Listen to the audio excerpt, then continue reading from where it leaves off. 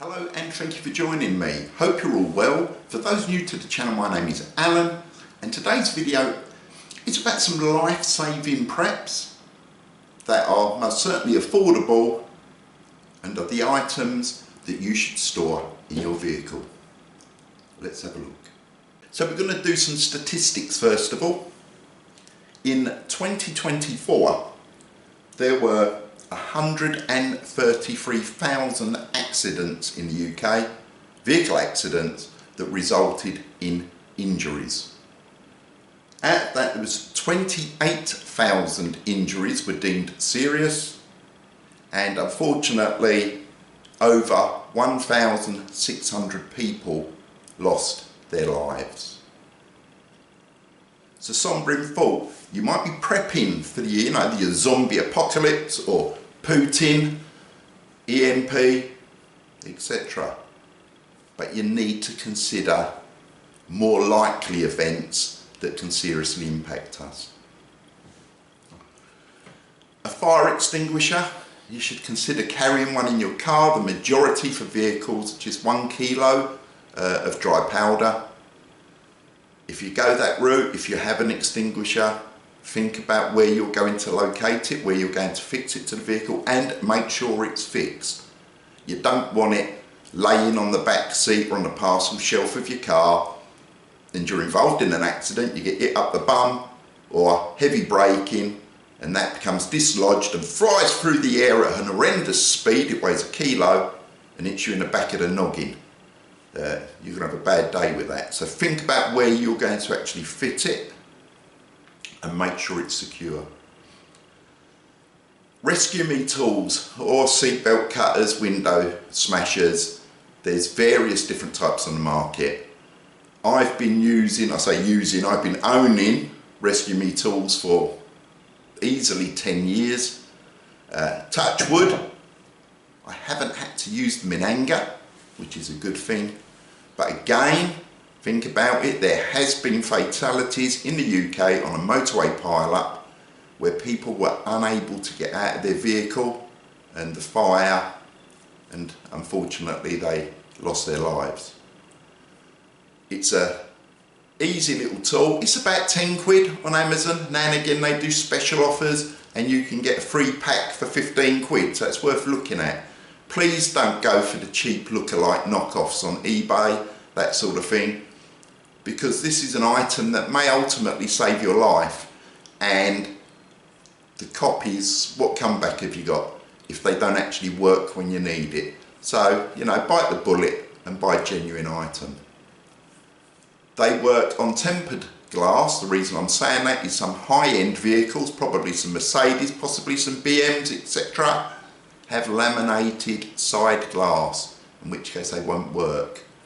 But for tempered glass, it's an automatic centre punch basically. As you can see in the little video, you just press it against it and the window explodes,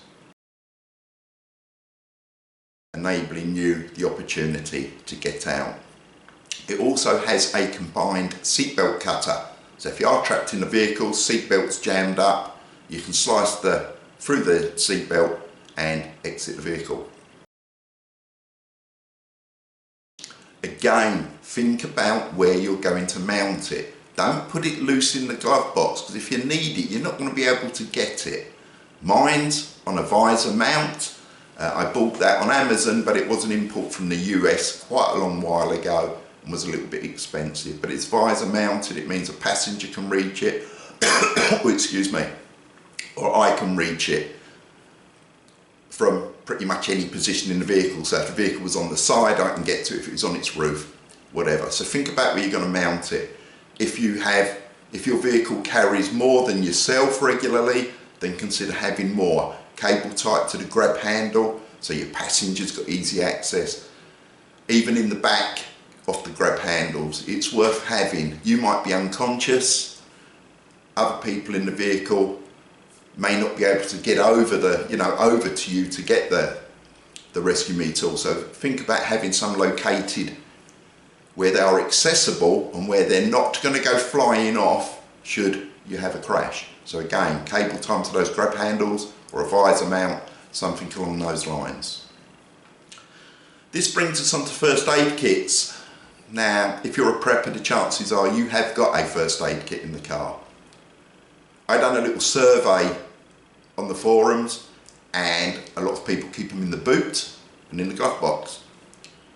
The problem there is if you're hit up the back side, you might not be able to open your boot. You've then got to scramble over the seats to release the back seats from the inside. If they open, they may not if it's a saloon. And again, if you're trapped in the vehicle, you're in the driver's side, can you, with your seatbelt on that may be jammed, reach over to the glove box to retrieve it? So by all means, have a comprehensive first aid kit, but have some secondary items in a smaller pouch or a bag, a Ziploc, whatever you want, somewhere where you can reach them. And to do that, put your seatbelt on, sit in the driver's seat, seatbelt on, lock it as it would be on impact, and then see how far or where you can move your arms to. I carry mine in the door pocket, driver's door pocket, because it's readily accessible. And the items I would suggest you keep up front would be some sort of trauma dressing. This is Yizzy, first field dressing. These can be expensive. You can buy trauma dressings on Amazon. This one, you can get 3 of these for about 10 quid. Trauma dressings. So it hasn't got to be that. You could go for something like that. It's for a heavy bleed. Still not convinced about carrying a cat, not a new one like this one, but one that's actually staged and ready to use in the front of your vehicle. If you're going down a route of tourniquet, have a look at the different options. This might not be a good option if your legs are trapped. You may not be able to get this around your leg to actually stem blood flow. You've got the SWAT tee. There are other types that are easier to put on one-handed, so you need to actually do that sort of research for yourselves, and of course have the training on how to use it. And something like some compressed gauze, just so you can pack a wound out should you be involved in an accident and you can't immediately get out of your vehicle, but you need to administer first aid yourself. You need those items close at hand. That's it, short and sweet. If you found the video useful, give us one of them. If you're not a subscriber, please consider subscribing. 3 seconds of your time, clicky, clicky, clicky. Doesn't cost you anything, helps promote my channel. And of course, it's the weekend, so I hope whatever you're doing, you have a safe one and lots of fun. See you soon.